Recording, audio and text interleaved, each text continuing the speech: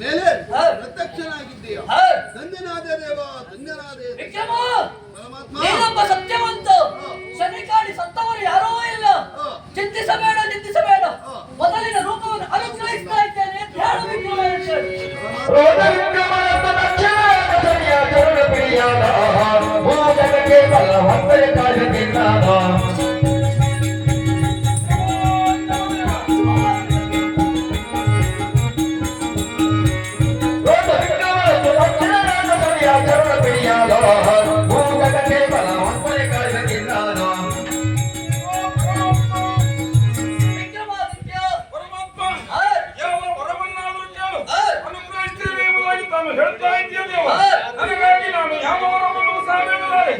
ನಮ್ಮ ನಾಡಿಗಾಗಿ ಜನರ ಹಿತಕ್ಕಾಗಿ ಒಂದೇ ಒಂದು ವರವನ್ನು ಬೇಡ್ತೇನೆ ದೇವ.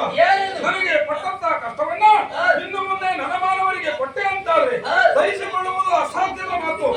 ಕಾರಣಕ್ಕಾಗಿ ನನಗೆ ಕೊಟ್ಟಂತ ಕಷ್ಟವನ್ನ ಇನ್ನು ಮುಂದೆ ನನಮಾನವರಿಗೆ ಕೊಡಬೇಡ ದೇವ.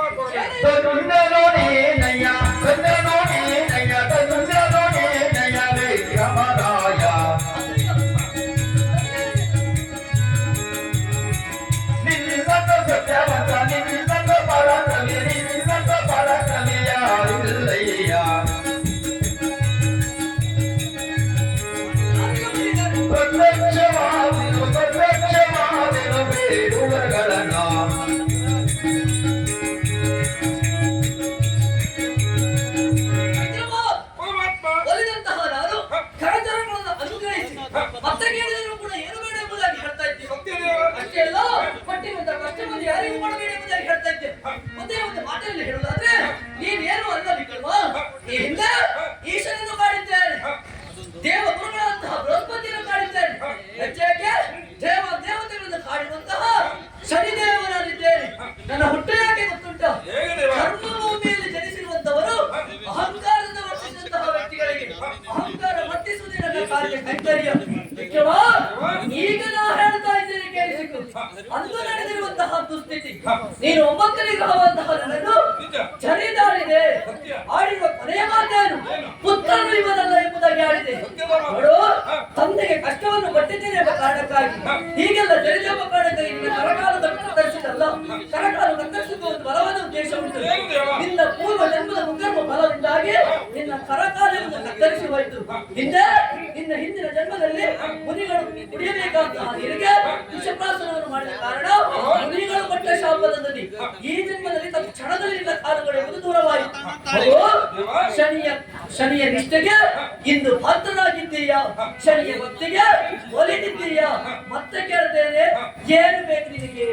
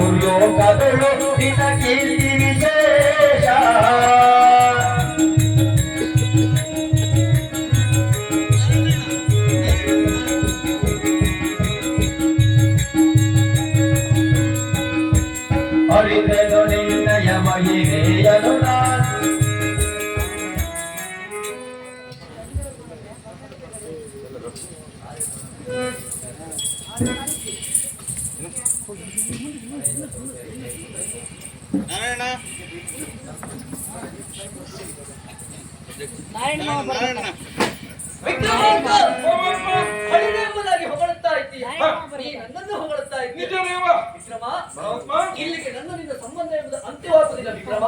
ನಿಜವಾಗಿಯೂ ನನ್ನನಿಂದ ಸಂಬಂಧ ಎಂಬುದು ಆರಂಭ ಆಗುವುದು ಇದರಿಂದ. ಈ ಉಜ್ಜಯಿನಿಗೆ ಹೋದ ಮೇಲೆ ನೀ ಮಾಡಬೇಕಂತ ಕಾರ್ಯವನ್ನು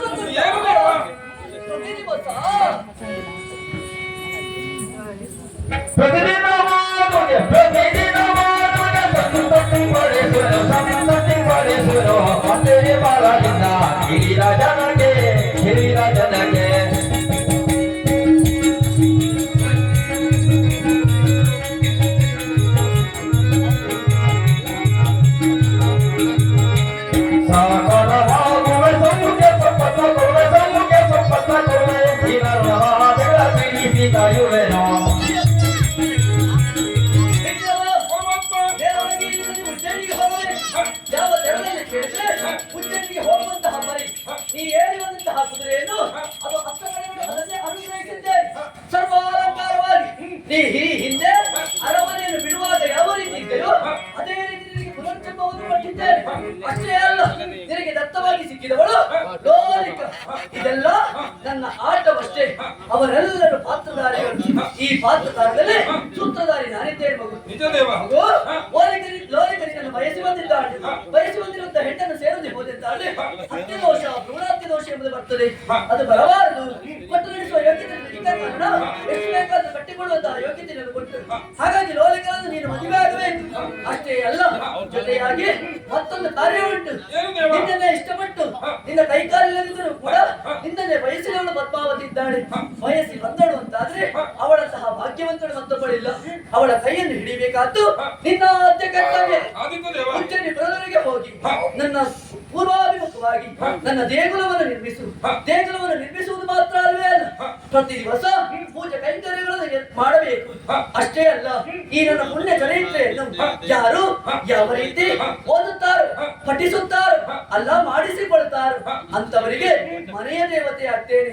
ಎಲ್ಲಿವರೆಗೆ ಕೇಳಿದ್ರೆ ಸಾಧ್ಯವಾದಲ್ಲಿ ಪ್ರತಿ ದಿವಸ, ಅಸಾಧ್ಯವಾದಲ್ಲಿ ವಾರಕ್ಕೊಮ್ಮೆ, ಅಲ್ಲ ತಿಂಗಳಿಗೊಮ್ಮೆ, ಇಲ್ಲ ವರುಷಕ್ಕೊಮ್ಮೆ ಆದರೂ ನನ್ನ ಕಥೆಯನ್ನು ನೋಡಿದಂತಾದ್ರೆ ಎಳ್ಳ ಬಳ್ಳಿಯ ಕಾಡಿನಷ್ಟು ಗ್ರಾಚಾರವನ್ನು, ಪುತ್ರರನ್ನು ಕಲ್ಯಾಣಾಗಲಿದ್ದವರಿಗೆ ಕಲ್ಯಾಣವನ್ನು ಅನುಗ್ರಹಿಸುವ ಮನೆಯ ದೇವತೆ, ಮರದ ದೇವತೆ ನಾನಾಗ್ತೇನೆ. ಮಗನೇ, ಒಂದು ಕಾರ್ಯ ಉಂಟು. ಬೆಳಕೆಂಬುದು ಮತ್ತೆ ಮತ್ತೆ ಹತ್ತಿರ ಬರ್ತಾ ಉಂಟು. ಅಂದು ಪುತ್ರನಲ್ಲ ಎಂಬುದಾಗಿ ಜರಿದೆಯಲ್ಲ, ಅಂದಿನಿಂದ ಇಂದಿನವರೆಗೆ ತಂದೆಗೆ ಗೌರವವನ್ನು ಕೊಟ್ಟಿದ್ದೇನೆ. ಆತನ ಕಿರಣವೆಂಬುದು ಕೆಳಗಡೆ ಪಸರಿಸುವ ಒಳಗಾಗಿ ನಾನು ನನ್ನ ಆಲಯವನ್ನು ಸೇರಿಕೊಳ್ತೇನೆ. ಯಾರಿಗೂ ಈ ಸಂದರ್ಭದಲ್ಲಿ ನೇರವಾಗಿ ಅಲ್ಲಿಗೆ ಹೋಗು, ಒಳ್ಳೆ ಕಾರ್ಯವನ್ನು ಮಾಡು. ಶುಭವಾಗಲಿ, ಶುಭವಾಗಲಿ.